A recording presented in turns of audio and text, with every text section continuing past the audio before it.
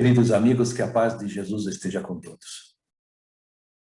Hoje nós vamos falar sobre a prece, a eficácia da prece. Evidentemente que, para que possamos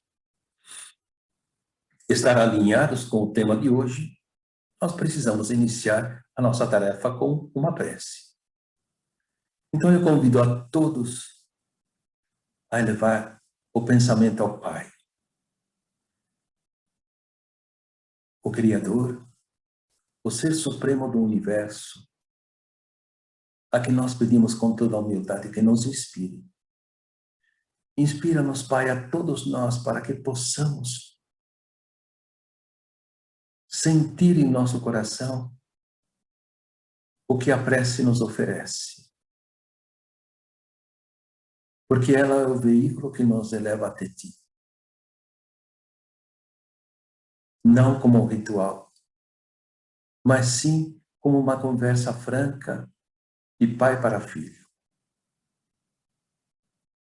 Você nos ouve mesmo que a gente não diga nada, mas isso acontece quando o nosso coração está ligado a Ti. E da mesma forma nós Te ouvimos quando o nosso pensamento estiver vazio de todos os interesses pessoais. Então nós ouvimos a Tua voz através dos pensamentos que nos incitas, que nos inspira. E como é doce esse momento. E pedimos isso para essa noite, para esse momento, a fim de que o estudo possa alargar os nossos horizontes, abrandar o nosso coração e nos tornar seres espirituais cada vez melhores. Que a prece nos dê a consciência cada vez maior de que somos espíritos eternos a caminho da perfeição. E que nos inspire a dar o próximo passo em direção a Ti, Pai. Muito obrigado, Senhor. Esteja conosco.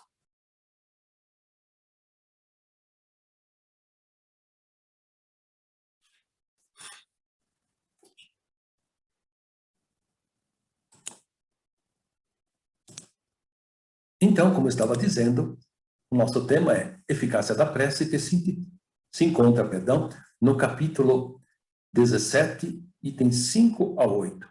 Mas nós vamos nos utilizar também de outras obras, porque há pontos interessantes. Aliás, se fôssemos abordar todos os pontos que dizem respeito à eficácia da prece, uma palestra não seria suficiente. Seria necessário, na realidade, um seminário, ou alguns seminários, a fim de que pudéssemos esgotar a contento esse assunto, que certamente é muito inspirador. Então, vamos nos contentar por hoje com apenas alguns pontos. Vamos nos apoiar no mestre Allan Kardec, evidentemente, porque ele é o bom senso. Ele é o bom senso encarnado e, consequentemente, devemos nos valer desse bom senso para que possamos organizar um pouquinho que seja os nossos estudos.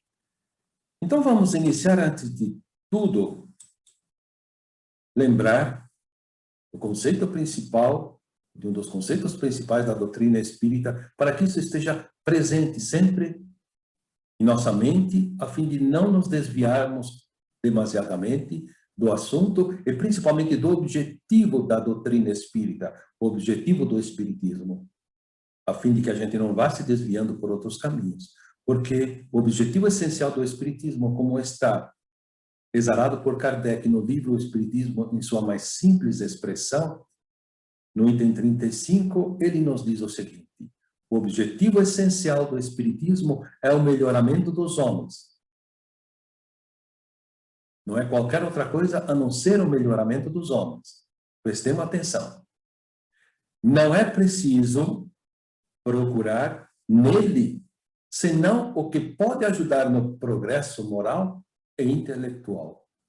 saiu disso, não é espiritismo.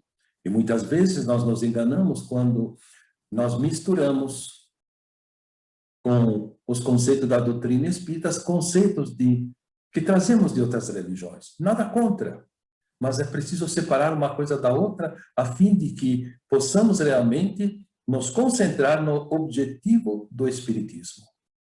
Praticar alguns outros cultos, isso depende do desejo, da vontade de cada um, mas não podemos misturá-los com a doutrina espírita, correndo o risco de não cumprir bem nem aqui e nem ali.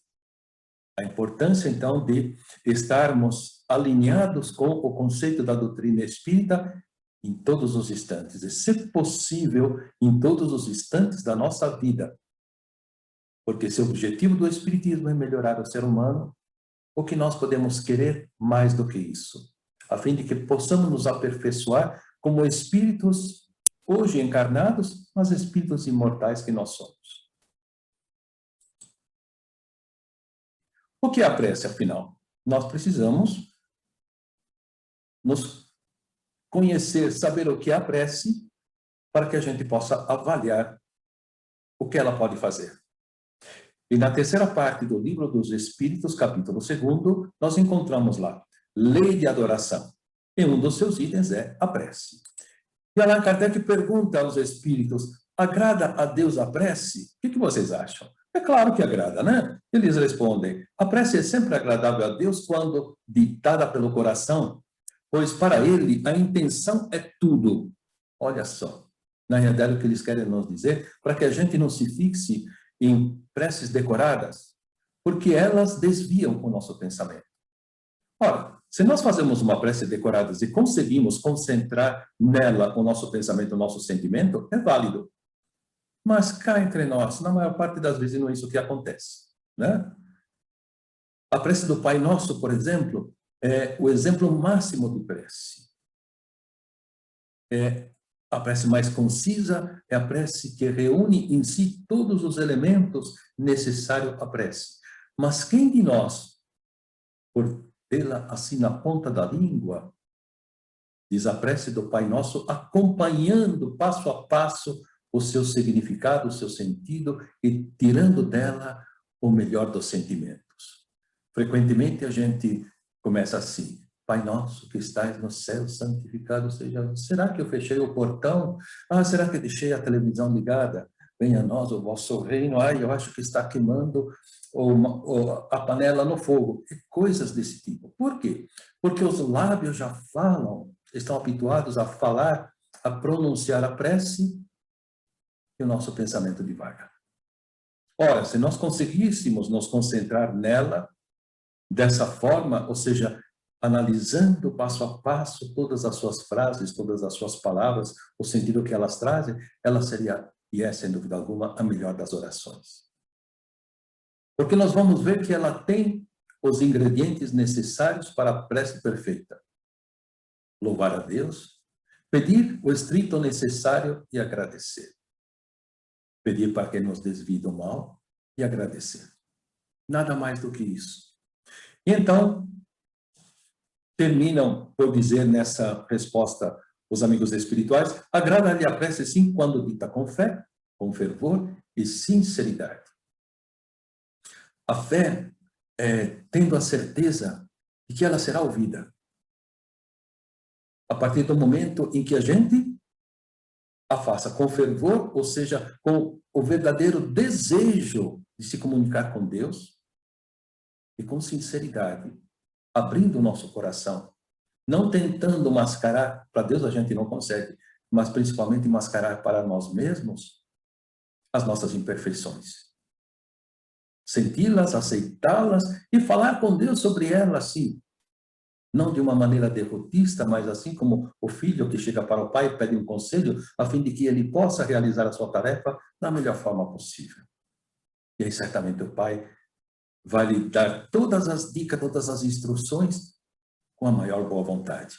Sabe que o filho vai errar ainda, mas sabe que com sinceridade ele vai superar a si mesmo. Mas tem mais Não vamos pensar que é tudo assim um mar de rosa, né? Que agora é só fazer a prece e pronto. Não.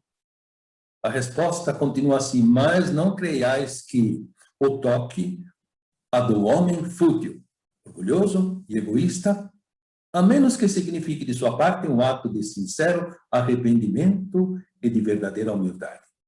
Jesus nos disse o seguinte, se você for fazer uma prece, se você for fazer, melhor, uma oferenda, que hoje, para nós, a prece é uma oferenda a Deus, uma oferenda dos nossos sentimentos, da nossa ligação com Ele, de estarmos em contato com Ele. Hoje não se faz mais aqueles sacrifícios, aquelas oferendas que na época de Jesus se faziam no templo, né?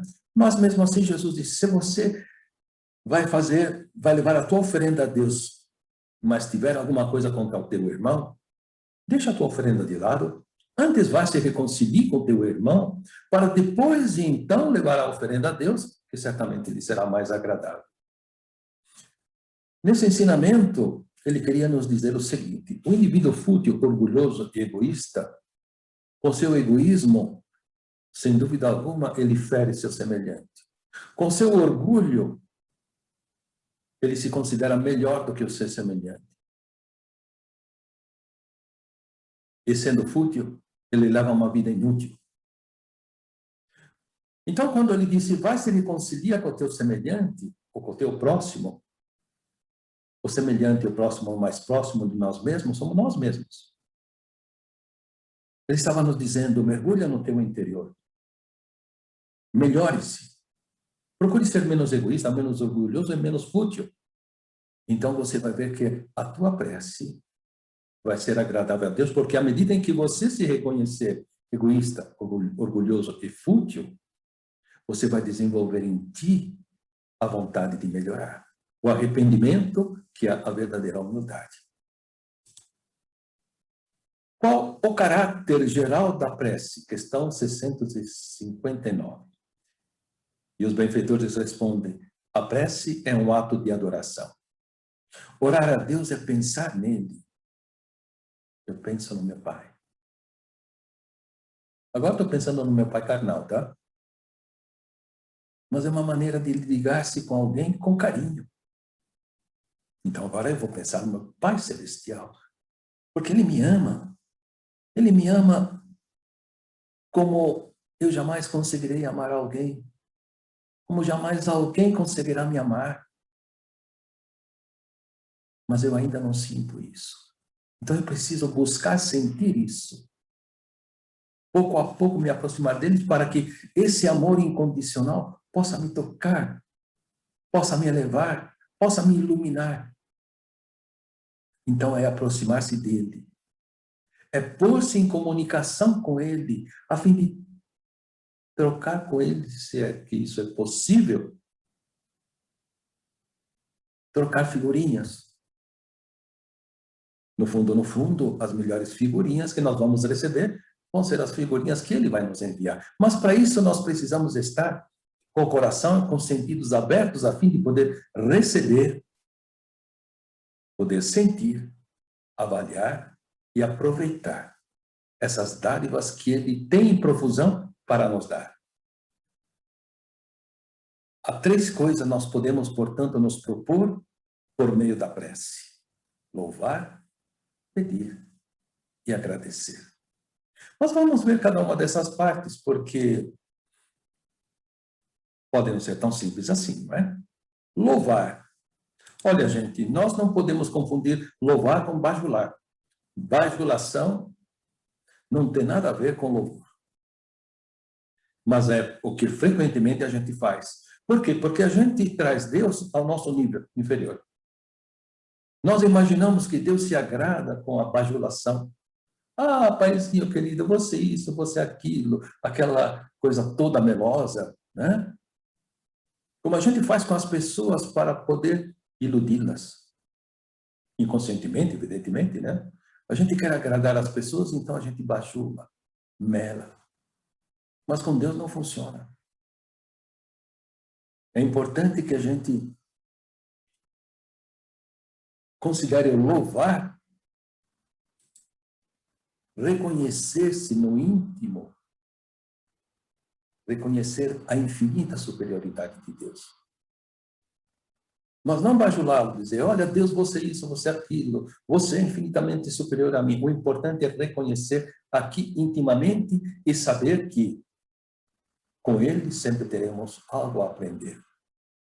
Alguma coisa a aprimorar em nossos sentimentos e intelectualmente também. E não como muitas vezes, quando nós não bajulamos, a gente se considerar melhor do que Deus, achando que a gente não precisa dele. Porque a gente recorre a Deus, na maior parte das vezes, já perceberam, quando as coisas vão mal. Ah, então, meu Deus me ajuda. Mas quando as coisas vão bem, a gente se sente todo poderoso. E onde está o louvor aí, então? É importante que a gente pense nisso. Que a gente medite e deixe de lado a bajulação, deixe de lado o choramingar quando a gente está com problemas, mas sim unir-se a Ele, que pode nos instruir, pode nos iluminar, pode nos conduzir 24 horas por dia. Não é fácil, eu sei. Estou aqui dizendo isso porque a doutrina espírita me ensina, mas eu também. Há momentos em que eu esqueço disso, né? Então, esse treinamento, essa busca de estar constantemente em ligação com eles, em qualquer atividade da nossa vida. Em qualquer atividade da nossa vida, nós podemos fazer com que essa atividade seja remetida a Ele. Eu estou escrevendo um bilhete simples, um recado para quem quer que seja. Se eu colocar nesse recado o mesmo amor, o carinho, e pensar que esse recado poderia ser um recado a ser enviado a Deus. Mas não, é um recado para qualquer outra pessoa. Mas ali está impresso junto com as palavras escritas o meu sentimento. O sentimento de mandar um recado com amor, harmonia, dedicação para aquela pessoa que está talvez aguardando o que vai receber aquele recado. Certamente quando ela receber, ela vai sentir a vibração, embora não se dê conta, vai ler aquele recado que vai lhe trazer um certo conforto ao coração. Por quê? Porque a nossa vibração, a vibração que nós colocamos pensando em Deus, nos precedeu. E lá chegou. Pedir. Ah, isso que a gente sabe fazer. Pedir, pedir, pedir, pedir. Mas será que a gente sabe pedir mesmo? Não sei, não. Acho que a gente não sabe pedir também. Porque a gente pede só o que nos convém, o que facilita a nossa vida, né? Quando a gente pede coisas que haja muita paciência para atendê-las, né? Porque a gente quer ter a nossa vida facilitada. Nós queremos conseguir as coisas sem muito trabalho. E então, isso. Jesus nos disse, pedi e obtereis. E aí então a gente sai para ir pedir. Eu vou pedir, porque Jesus disse, pedi e obtereis. Eu vou pedir um carro novo e Deus vai ter que me dar o carro novo. Bacana, né? Ah, quem não gostaria de ganhar um carro novo? Mas haveria a mesma satisfação em se ganhar um carro novo, quando na realidade, observando o segundo ensinamento de Jesus, que ele nos disse, buscar e achareis, a gente fosse buscar os meios de consegui-los. Trabalhar para isso.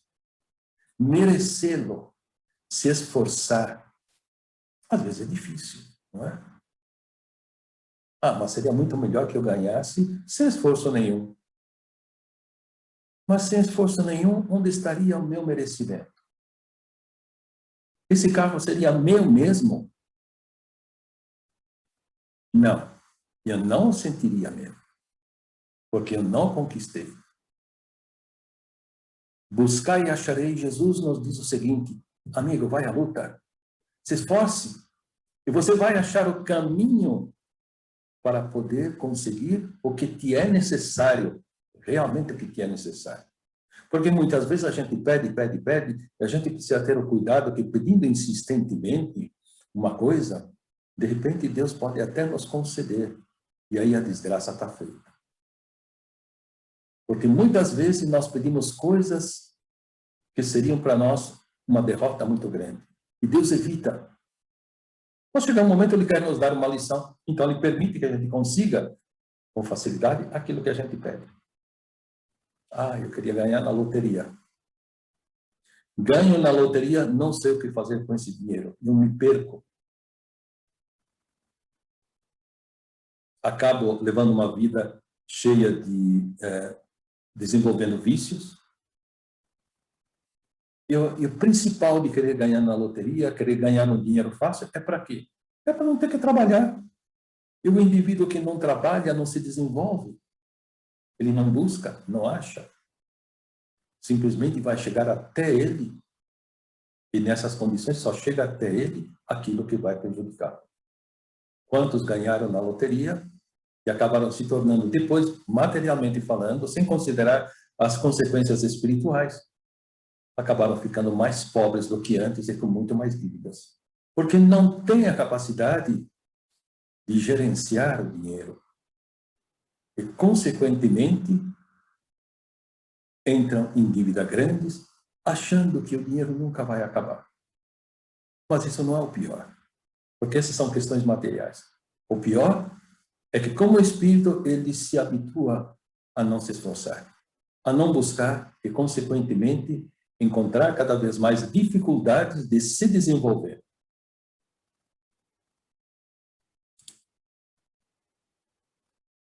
E, por fim, Jesus diz, batei e se vos abrirá. É um ensinamento diferente. Batei e se vos abrirá. Quando a gente sai para buscar, quando a gente sai para trabalhar, quando a gente sai para a ação, se movimenta para que as coisas possam acontecer. Quando a gente sai, enfim, para esperançar, multidões de espíritos benévolos vêm ao nosso encontro.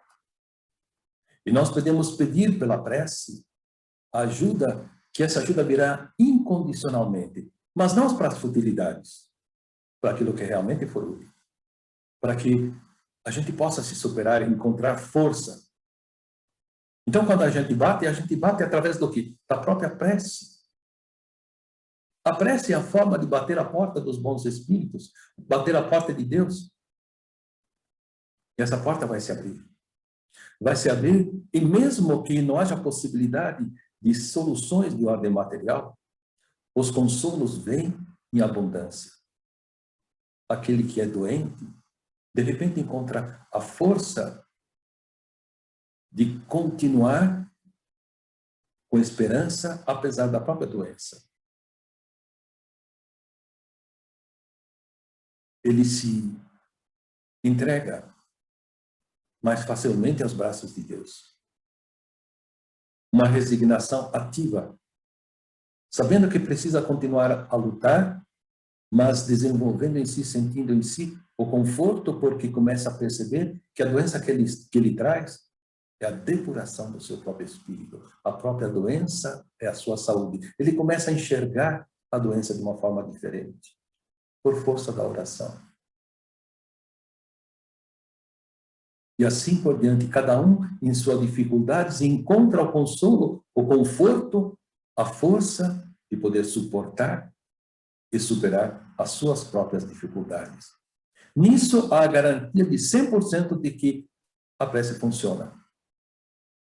Mas ela também pode ajudar, algumas vezes, e a própria ciência comprova, até mesmo no abrandamento das dores, das doenças físicas.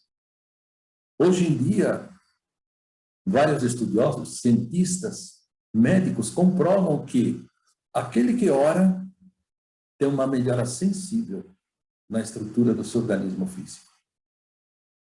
Se torna mais resistente às doenças. Elas começam a regredir, em alguns casos, com mais rapidez. Porque quando o espírito está equilibrado, ele ajuda o seu próprio perispírito a se reequilibrar. E havendo, assim, a possibilidade da cura, ela acontece mais facilmente. A garantia é 100%? Não, não é 100%. Mas a melhora sempre existe.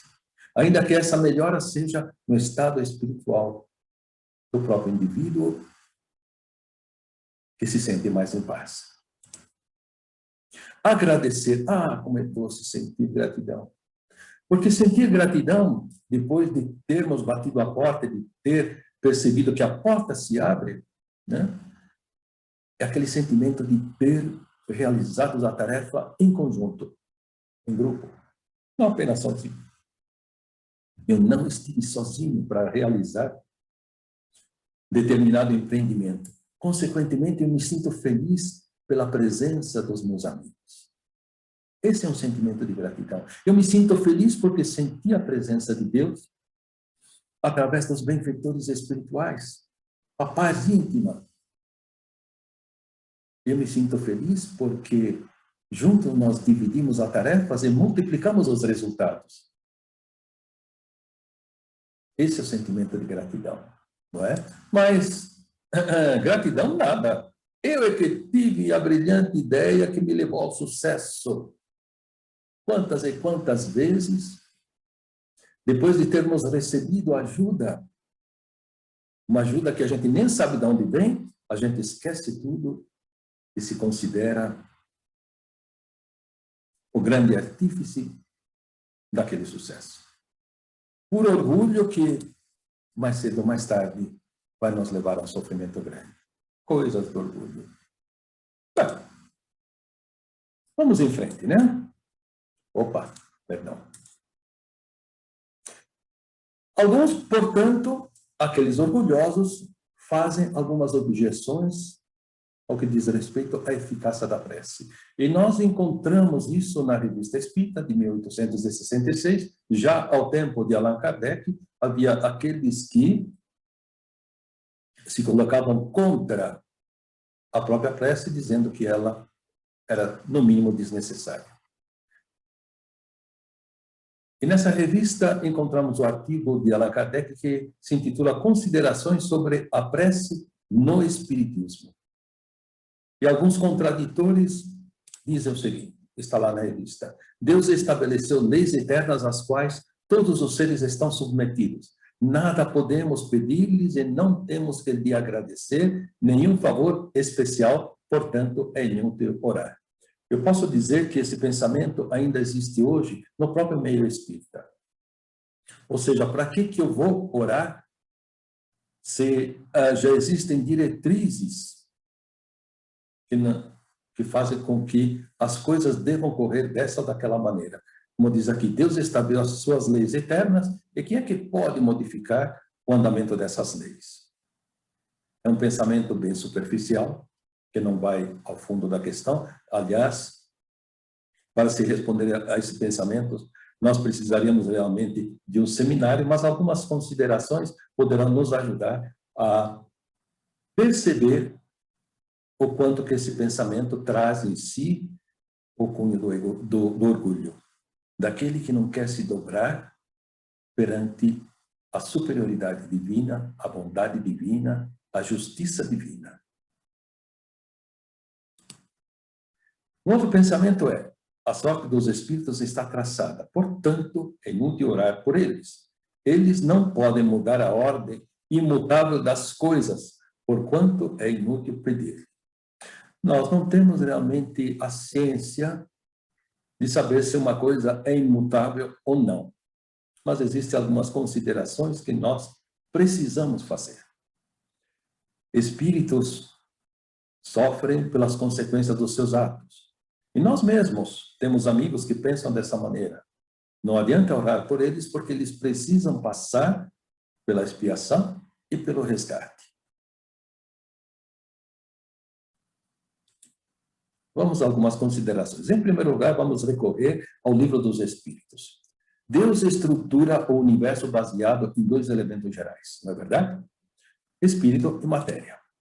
A matéria se encontra em estado fluídico, que é o fluido cósmico universal, e em vários outros estados também fluídicos, até a própria matéria densa sólida.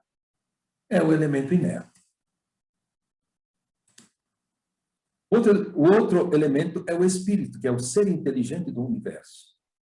Ele age sobre a matéria, modificando sua estrutura, animando-a e utilizando-se do pensamento, que é atributo essencial do espírito, com o qual ele idealiza e plasma o que ele quer fazer, e a vontade, que é a energia com que ele executa a sua obra. Ora, isso nos leva a pensar uma coisa. O espírito é o ser inteligente do universo, e com seu pensamento ele manipula fluidos, matéria. Evidentemente que quanto mais evoluído o espírito, mais capacidade ele tem para realizar tais coisas.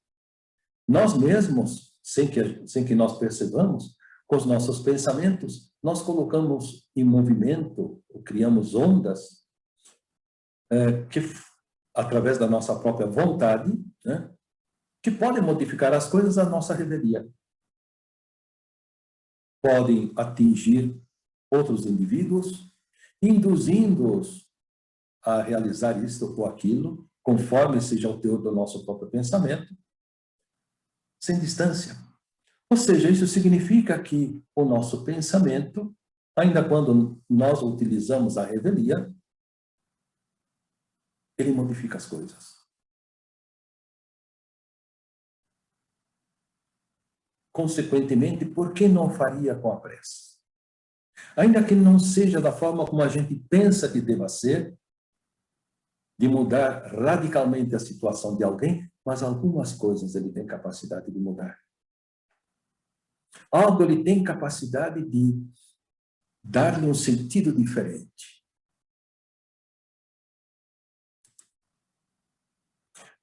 Vamos continuar. Deus é o maior exemplo de humildade e unidade. Por quê? Porque todos os seus desígnios, imutáveis que sejam, vamos admitir dessa maneira, são realizados por suas criaturas. Deus não faz nada diretamente. Ele é tão humilde, nos dá um exemplo de humildade tão grande, que ele é o primeiro a delegar responsabilidade, permitindo que as suas criaturas, através do esforço próprio, sejam copartícipes da criação e cada uma realize a tarefa que lhe cabe, engrandecendo-se. E dessa maneira que ele realiza todos os seus desígnios, gerenciando as leis que comandam o universo, leis imutáveis e perfeitas como ele, mas delegando o trabalho às suas criaturas. E a cada uma dessas criaturas ele concede a bênção do esforço próprio. Consequentemente, as aves, os insetos, os seres marinhos, as plantas, tudo agem, trabalham para que os desígnios de Deus sejam realizados. E, evidentemente, o próprio homem também. Alguns obram pelo instinto, como os animais. Outros, no entanto, os mais adiantados, obram, alguns pela força dos seus braços, outros com a tecnologia, mas olhem só, todos eles, todas as criaturas, ou seja, todos os seres humanos, obram com o pensamento. O pensamento é comum a todos. O pensamento é onde nascem todas as ideias. O pensamento é aquele que faz com que haja o progresso entre os seres humanos. Progresso realizado pelo próprio ser humano. A diferença que na natureza as criaturas obram por instinto, mas o ser humano é responsável por grande parte do progresso. O pensamento é, portanto, a formulação de uma prece. Porque assim como ele formula projetos para que a humanidade se melhore, o pensamento também formula a prece. E da mesma maneira, com a sua vontade, pode modificar algumas situações, sim. Levar benefício para quem quer que seja. Pela vontade, movimento fluidos, recursos em benefício de outrem e de si mesmo. Pode não mudar os desígnios de Deus no que diz respeito ao que deve ser realizado, mas pode mudar a maneira de como esses desígnios são realizados, trazendo a eles muito mais harmonia, muito mais paz, tirando desse movimento aqueles momentos de angústias e revertendo-os, fazendo com que a esperança brote e que se torne mais fácil superar os momentos difíceis. Parece pouco? Não, isso é extraordinário, porque modifica muito profundamente a estrutura daquele espírito que está sofrendo. Ele vai continuar na sua prova, ele vai continuar na mesma dificuldades, mas ele terá a capacidade de enfrentá-la de forma diferente, com mais coragem, com mais resignação e, consequentemente, tirando daquela prova que não muda o ensinamento que ele precisa. Olha só que bacana, que interessante. E como que a prece não pode modificar as coisas? Não é? Portanto, meus amigos, os desígnios de Deus são imutáveis? Sim, podem ser imutáveis. Nós não conhecemos ainda suficientemente o íntimo de Deus para dizer o que é mutável e o que não é. Nos falta ainda um sentido. Mas, no entanto, ele nos requisita para que a gente possa executar esses mesmos desígnios. E podemos ter certeza que esses desígnios, acima de tudo, podem melhorar as situações no que diz respeito aos sentimentos. Aquilo que cada um sente. Enfrentar a mesma dificuldades com um ânimo diferente. Sendo a prece, portanto, um dos mais poderosos recursos. É inútil orar? Ah, não, é muito útil. Porque o outro sente que tem alguém do seu lado. Embora ele não veja, ele sente porque as ondas se movimentam. Aceitar ou não aceitar a tarefa, então isso exclui a nossa. Né? A situação do outro que sofre muda? Não, não muda. Porque se a gente não realizar a tarefa, outro vai e realiza. Se a gente não orar por ele, outro ora por ele, porque sempre existirá alguém que ora pelos sofredores. A única diferença é que o outro vai se beneficiar no lugar da gente, se a gente não aceitar a tarefa, né? Portanto, quem recusar a tarefa pela prece, por considerá-la inútil, poderá mais tarde, pedirá, aliás, mais tarde, que alguém ore por ele.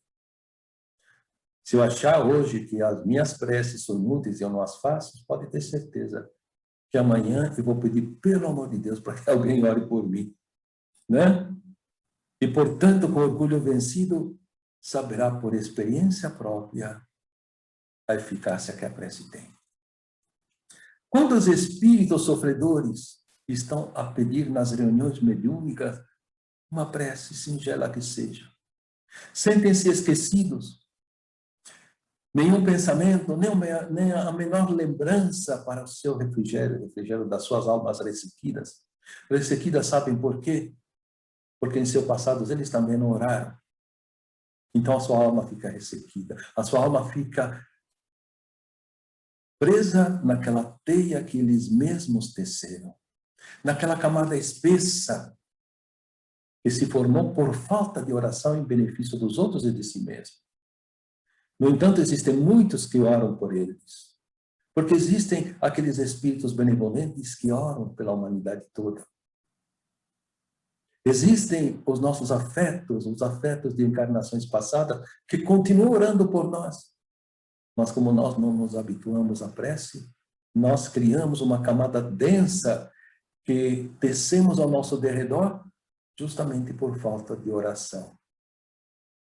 Até que um dia, então, esses espíritos sentirão a grande necessidade de abrir seu coração a Deus.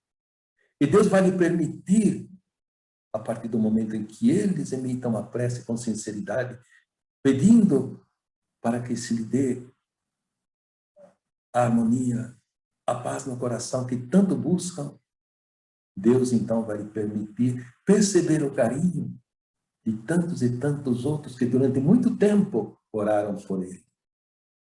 Fechados em si mesmo, então tornaram a sua atmosfera tão insuportável que fica difícil derrubar essas barreiras. Mas num determinado momento, quando mais não suportarem, Então eles vão verter as lágrimas no colo do Pai Celestial, que então os acolherá em seus braços misericordiosos, embalando, sabe aonde? Nos braços acolhedores das preces, daqueles amores de tantas encarnações passadas, que por amar jamais esqueceram. Aquele que hoje está se convertendo no espírito humilde, a orar por si mesmo e pelos outros. Queridos amigos, que a paz de Jesus reine em nossos corações e que nós jamais nos esqueçamos do poder da prece, o benefício que ela traz ao coração de cada um. Se ela muda os desígnios de Deus ou não, pouco importa. O que ela muda é a forma como cada um vai enfrentá-los, de peito aberto, com a coragem e sabendo que Deus, os seus desígnios, não são para nos fazer sofrer, são para nos educar e nos elevar, para que um dia nós possamos dizer, assim como Jesus, eu e o Pai somos um. Obrigado, queridos amigos. Obrigado, Jesus. Obrigado, queridos benfeitores espirituais. Obrigado, nosso Pai, por tanto amor e tanto carinho por todas as tuas criaturas. Que assim seja.